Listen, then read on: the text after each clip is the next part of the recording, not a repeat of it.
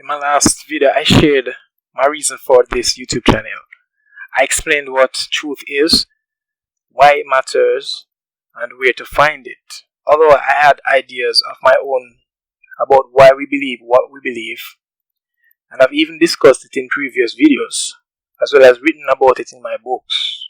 I wanted to give you a professional take on the matter. Stay tuned. In this world of chaos and confusion, it is not easy to choose a path that is meaningful. Some choose a path based only on someone else's opinion. Others choose a path based on fear and dictation. But there are those that choose their paths based on knowledge. I am among those few. If you ask me, I will tell you, let knowledge be your path to true freedom.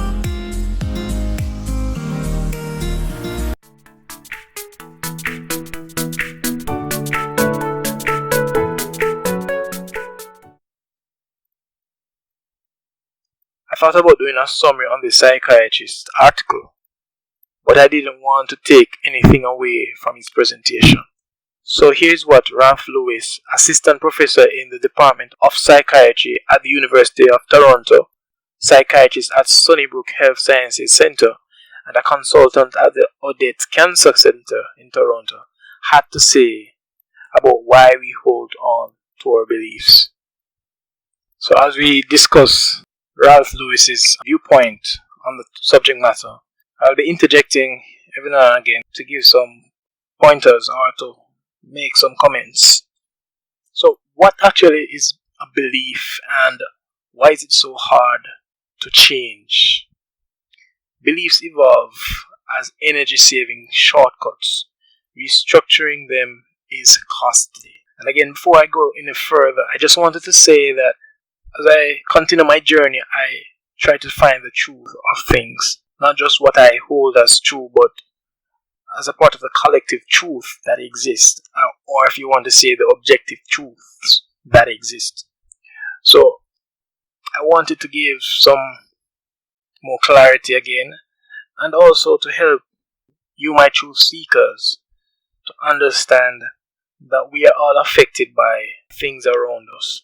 But without any further ado, let's dive into this article. For some of our most important beliefs, we have no evidence at all, except that people we love and trust hold these beliefs. Considering how little we know, the confidence we have in our beliefs is preposterous, and it is also essential. Beliefs are a slippery concept. What actually are they? Philosophy has long struggled to define them. In this post-truth and ideologically polarized world, we need a better understanding of beliefs. As a psychiatrist, my job frequently involves identifying distorted beliefs, understanding how they formed, and helping people to learn to be more skeptical of their own beliefs. Let us consider a helpful evolutionary framework for making more coherent sense of what beliefs really are and why mistaken beliefs can sometimes be so hard to change. Then we'll talk about how to gain a more accurate grasp of reality and how, ultimately, to advance society. Beliefs as energy-saving shortcuts in modeling and predicting the environment. Beliefs are our brain's way of making sense of and navigating our complex world. They are mental representations of the way our brains expect things in our environment to behave and how things should be related to each other. The patterns our brain expects the world to conform to. Beliefs are templates for efficient learning and are often essential for survival. So clearly everyone has some form of belief, and as is pointed out here, it is necessary for survival, and nothing is wrong in and of itself in having beliefs. So let me just clear the air regarding that issue. The brain is an energy expensive organ, so it had to evolve energy conserving efficiencies. As a prediction machine, it must take shortcuts for pattern recognition as it processes the vast amount of information received from the environment by its sense organ outgrowths. Beliefs allow the brain to distill complex information, enabling it to quickly categorize and evaluate information and to jump to conclusions. For example, beliefs are often concerned with understanding the cause of things. If B closely followed A, then A might be assumed to have been the cause of B. These shortcuts to interpreting and predicting our world often involve connecting dots and filling in gaps, making extrapolations and assumptions based on incomplete information and based on similarity to previously recognized patterns. In jumping to conclusions, our brains have a preference for familiar conclusions over unfamiliar ones. I just want to stop here again and interject that this is so true, because when I was in the church and I was being opposed by persons that didn't believe what I believe, I would find all the reason in the world I could come up with, arguments that would back up my reason for believe what I believe. It doesn't matter what the person was presenting. It doesn't matter how factual it was. I would do everything within my power to prove this person wrong, or to show him that he or she, that listen, you need to come on the side of God because it's the best place to be, and what you're talking about is just the devil are using. Not in those exact words, but this is what, when we believe a thing and we are living by the thing that we believe, our entire world evolves around that thing that we believe. And it now becomes the pedestal on which we stand to showcase our own viewpoint of the world, or project our own viewpoint of the world onto others. But let us continue. Thus, our brains are prone to error, sometimes seeing patterns where there are none. This may or may not be subsequently identified and corrected by error detection mechanisms. It's a trade-off between efficiency and accuracy. In its need for economy and efficiency of energy consumption, the default tendency of the brain is to fit new information into its existing framework for understanding the world, rather than repeatedly reconstructing that framework from scratch. In other words, it's easier for us to keep on believing what we believe and finding things that align closely to what we believe than reconstructing our beliefs altogether. Seeing is believing. It seems likely that the processes in the brain involved in abstract belief formation evolved from simpler processes involved in interpreting sensory perception. Since we experience the external world entirely through our senses, we find it hard to accept that these perceptions are sometimes subjectively distorted and that they are not necessarily reliable experiences of objective reality. And this is interesting because this is what I was touching on in my previous video. What is truth? Why it matters and where you find it. I spoke exactly about objective reality and how our beliefs and our experiences are not always aligned with objective reality. But let us continue. People tend to trust their physical senses and to believe their perceptions even when they are hallucinating, and no matter how bizarre their perceptual distortions. People will layer explanations on top of their perception of reality to explain away contradictions. Again, this is so true. Whenever I would come up with contradicting arguments from persons who did not believe in what I believe, I would rock back on the point that says, as for me and my house, I will trust the Lord. That would be one of my fallback lines when I am opposed to the point where I don't know where else or what else to say to the individual. In other words, when I'm backed in a corner and I could not defend my faith any further, then these would be one of my responses to people who don't believe what I believe. We give our subjective experience too much credence, and so too our beliefs. We will more readily explain away evidence that contradicts our cherished belief by expanding and elaborating that belief with additional layers of distorted explanation, rather than abandoning it or fundamentally restructuring it. Homeostasis, maintaining stability.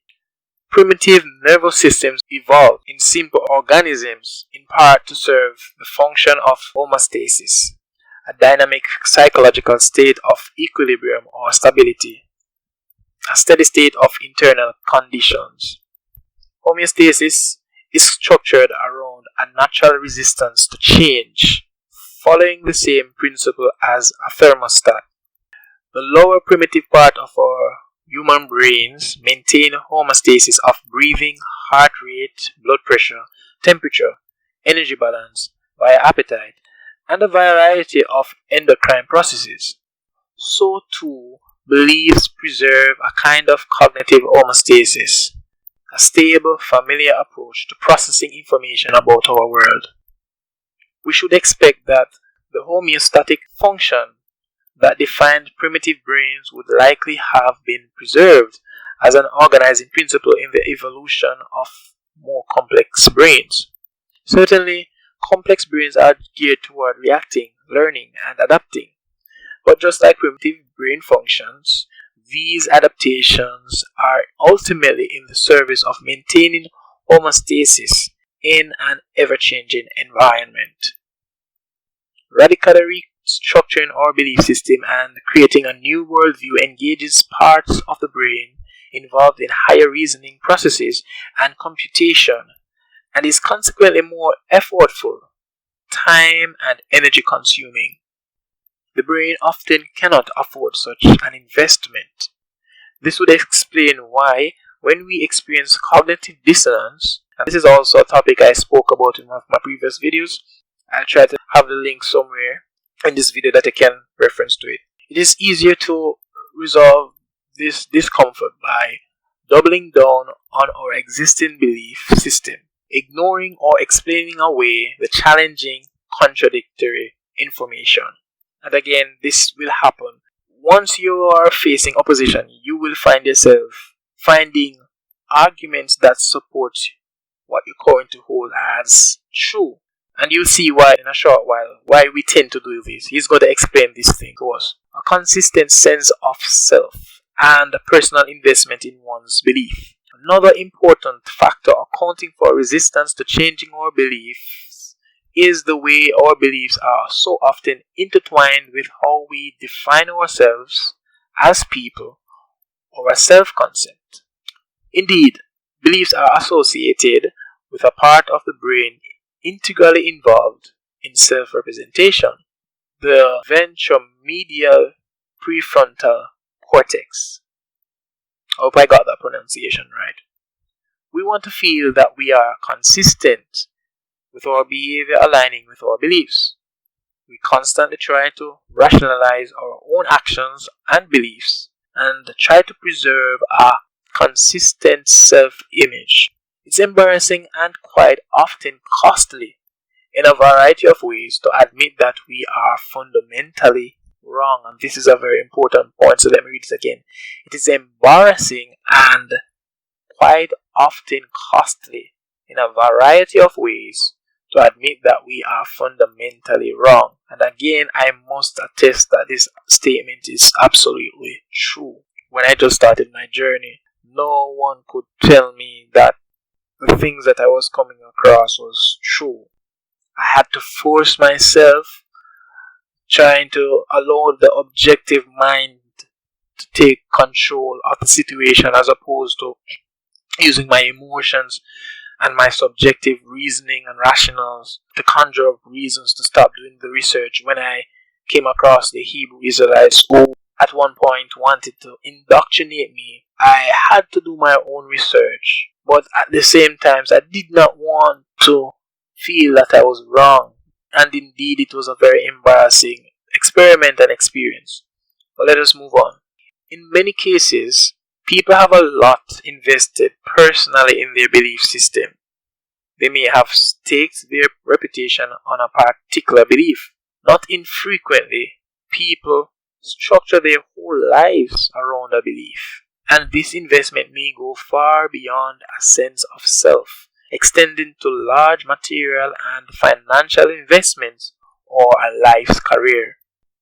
A change of belief for such a person would obviously involve a monumental upheaval and may entail intolerable personal losses.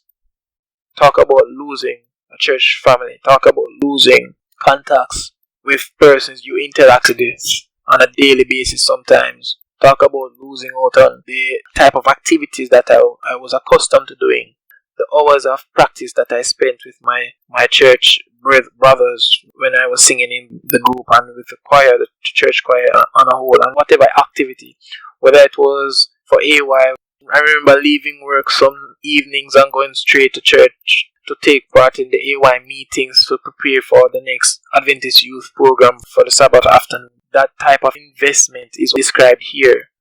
You invest the entire life around it. It took a lot. It really did take a lot from me. But when you are faced with truth, it is not always comfortable, but it's always worth finding out. Let's continue. No wonder it's so hard to change our cherished and entrenched beliefs.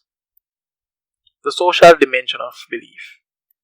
A lot of our belief framework is learned at an early age from parents and other adults or authority figures. Many human beliefs are the cumulative products of millennia of human culture. Children are strongly predisposed to believe their parents, and as adults, we are inclined to believe authorities. Again, this is true. This is very true. And you would think that when you are old, you become wiser. And I'm learning that's not necessarily the case. That should be the case.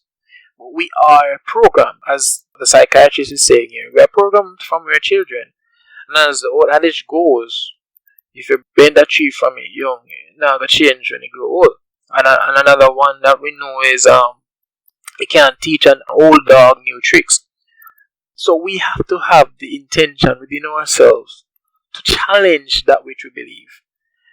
And I'm not going to say it's for everybody, because the truth be told, it can really mess you up. It can really mess up your psychology. If you are not able to withstand changing your belief from an objective standpoint, it can really destroy you mentally. So one must be careful in seeking to reconstruct his belief or to set his belief in a way that it is not set in stone, but is adaptive to the changing times around him. Okay, let's carry on. It's not surprising that our brains have evolved to more readily believe things told to us than to be skeptical. This makes evolutionary sense as a strategy for efficient learning from parents, and as a social tribal species, it promotes group cohesion. Of course, two cannot work together unless they agree. So, if there is no cohesion, if there is no togetherness, if there is no agreement among the tribe or the community or the society, then we're going to have a little friction. We're going to have some confusion, right? But what I find is that a lot of the times people just accept an idea or concept just because it's coming from mommy or daddy, or it's coming from the prime minister of the country, or it's coming from some official, somebody we look up to, somebody that you admire or you idolize. Then you take everything, and it doesn't matter if you're a child or you're an adult. We tend to sometimes look at persons, put them on a pedestal, and whatever comes out of their mouth is the gospel. And that is the danger in just believing. That is the serious danger in just believing. Okay, people can be swayed by persuasive individuals or compelling ideas. Here again he's mentioning what I just said. Or compelling ideas to override and reject their previously received authority. Sometimes this is rational, but sometimes it is not. People are susceptible to influence by charismatic ideologues and by social movements, especially when these offer new attachments and new self-identities imbued with more powerful affiliation, validation, esteem, and sense of purpose than the individual previously had in their life. Science and the excitement of proving ourselves wrong. Science values the change of minds through disproving previously held beliefs and challenging received authority with new evidence. This is in sharp contrast to faith, not just religious faith. Faith is far more natural and intuitive to the human brain than is science. Science requires training. It is a disciplined method that tries to systematically overcome or bypass our intuitions and cognitive biases and follow the evidence regardless of our prior beliefs, expectations, preferences, or personal investment. So here science is basically saying that this is a rule of thumb. If there is no evidence to prove such things, then such things cannot or does not exist. And I will stop here to say I don't agree with everything in science, because I'm not going to say that once they can't prove a thing, it is impossible. What I will say is that all things might be possible, but not all things are probable. In other words, we might think a thing possible, whether or not we can prove it is possible. In other words, I can't say something is impossible just because I can't prove it possible. Until it can be proven impossible, it is possible. But are all things probable? In other words, are all things likely to exist? No. No. I'm trying to find a good example, but anyway, while I think about the example, I continue reading. But just bear that thought in mind. Okay, where was I? I was saying that, okay, the increasing application of the scientific method in the last 4 centuries ushered in unprecedented accelerating progress in humanity's quest to understand the nature of reality and vast improvements in quality of life. Discovering just how mistaken we collectively were about so many things has been the key to sensational societal progress. Imagine if each of us, as individuals, could cultivate a scientific attitude of rigorous critical thinking and curiosity in our personal lives, and could experience an exhilarated feeling of discovery whenever we find we have been wrong about something important. Perhaps it's time to stop talking admiringly about faith and belief as if they were virtues. Faith is based on belief without evidence, whereas science is based on evidence without belief. And the way I put this, I say that when I believe something, I accept it without evidence. But when I say I know something, I accept it based on evidence. And that was also mentioned in my previous video. Now we are at the end of this psychiatrist article. And you can see the references here. But I just wanted you to get a better understanding. I wanted you to get a better understanding of why it is important that we question our beliefs. Why it is important that we don't just take everything as given to us, as told to us, simply because it's coming from a place of authority or so-called authority. We must not only question what someone is saying to us, we must also question what we ourselves accept or believe. Because as was stated in the article, we recognize that there are a lot of things that we believe that were just handed down to us through our parents, through childhood. Right? So I just want to say thank you for taking the time out to participate in this presentation, and I do hope if you're not yet a subscriber, please remember to subscribe. Please remember to like and to leave a comment. And as always, let knowledge be your path to true freedom. See you in the next video.